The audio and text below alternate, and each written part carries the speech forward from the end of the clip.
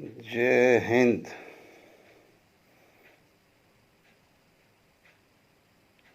नमस्कार, वालेकुम, अस्सलाम वालेकुम। दोस्तों, आज का दिन तो इतिहास में सुनहरे अक्षरों से लिखा जाएगा, क्योंकि आज साबका संघर्ष कमेटी ने पूरे देश को एकत्रित कर लिया, एक कर लिया। और जैसा कि बरनाला मीटिंग के बाद में सूबेदार मेजर रंधावा साहब ने बोला था कि एक अम्ब्रेला के नीचे ले आएंगे, एक अम्ब्रेला के नीचे आ गए। और बड़ा अच्छा लगा कि बहुत ही शॉर्ट नोटिस में देख के और लोगों को बुला के और अच्छी मीटिंग की। बधाई के पात्र है। देखो भी, मेहनत करते हैं उनको फल तो मिलता ही है, अच्छा ही फल मिलता है। बाबू प्रगट सिंह साहब को नमन करता हूँ कि उन्होंने आज भी अपने साबका सैनिक संघर्ष कमेटी के योद्धाओं को अच्छी सीख दी कि अगर आप उनकी बात पे गौर नहीं करते हो तो कल भी मरे हुए थे, आज भी मरे और आगे भी मरे रहोगे। अभी मेरे भाई, अब मैं उसको नाम तो क्या दूँ, दाढ़ी मेजर, सूबेदार मेजर होता है, हवलदार मेजर होता है, लेकिन अब एक साल भर से देख रहा हूँ एक दाढ़ी मेजर है। मैं भी दे देता हूँ, क्योंकि दाढ़ी मेजर है। आज उनका भी प्रमोशन हुआ कि आज उनको कोई, आज के बाद उनको कोई तू नहीं बोलेगा, सब उनको साफ बोलेंगे। जितने मिले उन्होंने भी हाथ मिला के और साफ ही बोला।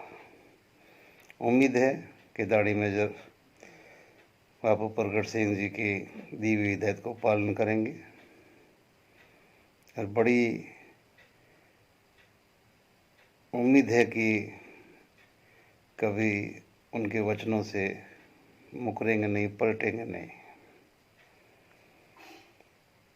अब हमारे दाढ़ी मेजर के इतने स्रोत है कि एक तो उनको 75 साल का इतिहास इतना पता है कि शायद ही किसी को, और भविष्य के तो वक्ता है एकदम है, उनके बिल्कुल दिव्य दृष्टि मिली हुई है, संजय की तरह, महाभारत पे संजय की तरह।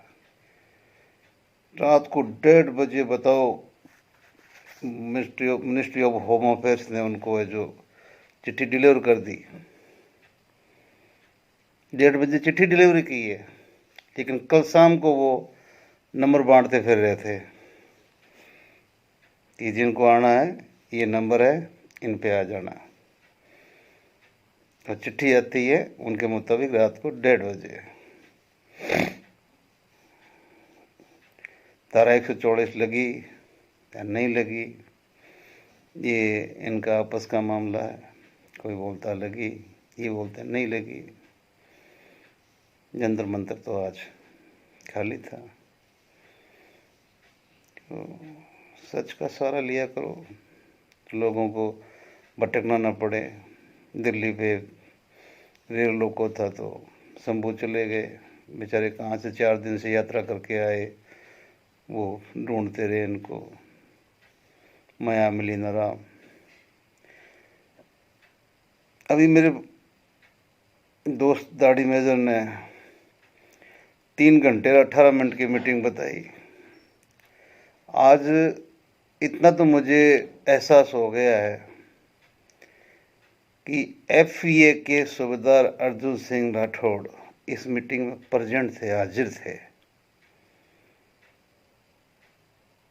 अगर 2-4 वक्ताओं को छोड़ दे तो कोई ऐसा वक्ता नहीं था कि जिसने FEA के सम्मानित अध्यक्ष, राष्ट्रीय अध्यक्ष अर्जुन सिंह राठौड़ के बारे में गुणगान न किया हो, उनकी आरती न की हो, उनकी आरती के बगैर किसी का भी भाषण पूरा नहीं हुआ।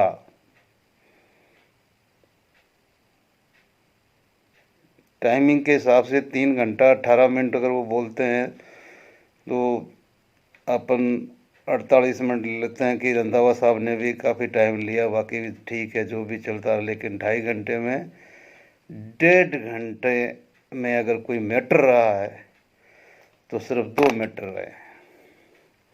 उसमें एक कॉमन शब्द था, जो कॉमन सेंटेंस बोले गए कि एकता के बगैर हमें कुछ नहीं मिलेगा, एकता मस्ट बी कंपलसरी, एकता बहुत ज़रूरी है। मैं हवलदार रंधावा जी को सैल्यूट मारता हूँ कि उनका सबसे ही उत्तम भाषण था कि जब तक एक नहीं होंगे। लेकिन अब मैं बाकी जो बचे हुए जितने भी कोई है भी, अगर उनको बोलता हूँ कि भाई मेहनत मत करो, अभी क्यों खामोखाम मतलब कर रहे हो, चाहे वो पहलवान जी है, चाहे वो जो अपना नकली एफी है अर्जुन सिंह साहब वाला है। वैसे तो असली है, लेकिन अगर नलिन जी बोल रहे हैं तो फिर वो नकली होगा शायद। नलिन जी की बात माननी पड़ेगी, वो कानूनन अथॉरिटी है उसके पास। तो रंधावा जी ने बहुत ही अच्छा बोला, और वही वर्मा साहब ने तो क्लियर ही कर दिया कि भाई कहीं कुछ नहीं है।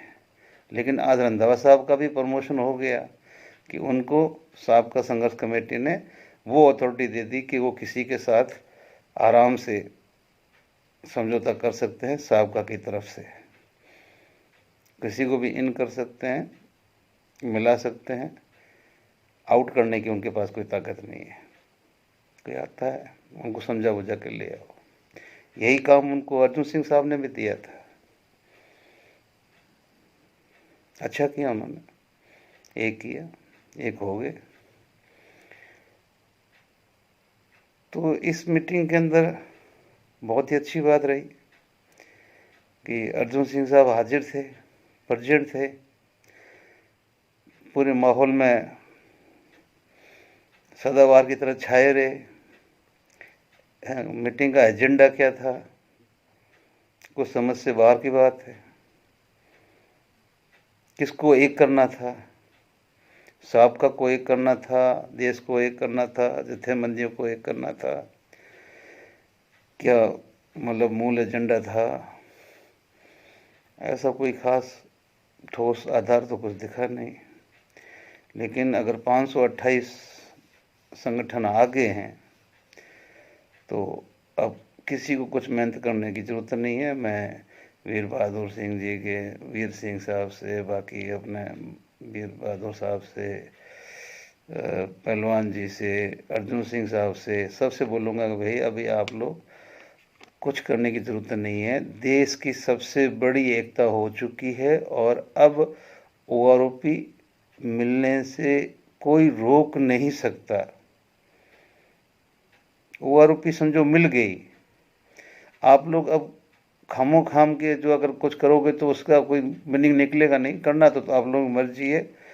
क्योंकि हमारे राजस्थान के केसर देव साहब ने, कप्तान साहब ने बहुत ही ठोस घोषणा कर दी है कि सब कुछ 20 से पहले पहले मिल गया समझो, और 21 को विजय दिवस मनाया जाएगा।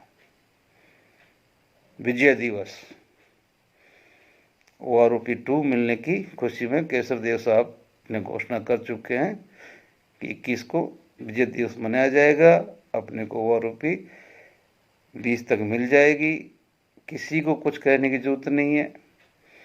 और दाढ़ी मेजर को भी मैं यही कहूँगा कि अब ज़्यादा वीडियो वगैरह बनाने से कोई फ़ायदा नहीं है। बना तो भले ही बनाओ, कोई बात नहीं, लेकिन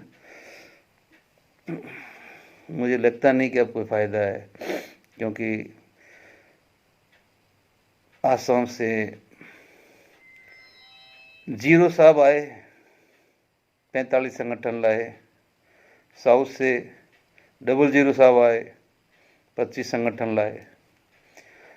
अंडमान निकोबार से उड़ती हुई हवाएं आई, सारे संगठन आ गए। जहाँ से भी, जिधर से भी हवा उठ के आई, सारे संगठन आ गए। सब सहमति पत्र आ चुके हैं, सब अब कंपाइल हो जाएगा। अब उनमें से राजनीतिक छांटे जाएंगे, ये है वो है जो भी है। छांट के और कैसे भी करके, फिर भी देश अब एक मंच पे आ चुका है। और बाकी लोगों से मेरा ये अनुरोध है कि अभी आप लोग ज़्यादा चिंता भी ना करें, ना ज़्यादा कोई कुछ करने की ज़रूरत है। आज हमारे साबका ने वो मुकाम हासिल कर लिया। बापू प्रगट सिंह ने तो फिर भी यही कहा कि थोड़ी ज़रूरत है, लेकिन केसर देव साहब ने तो विजय दिवस की घोषणा कर ही दी है कि भाई और भी मिल ही रही है, अब कोई देरी नहीं है। तो बहुत ही बढ़िया। रात को 1:30 बजे लेटर जारी किया, उसको भी कल पोस्ट में डाल ही देना ताकि लोग देख लेंगे। नहीं तो क्या कि दाढ़ी मेजर बोल देता है, लोग विश्वास नहीं करते हैं, वो गलत बोलता ही नहीं कभी। आप विश्वास कर लिया, कई बार मैं भी झूठा पड़ चुका हूँ, वो सच बोलता है। तो थैंक यू, जय हिंद, गुड नाइट, मिलते हैं ब्रेक के बाद।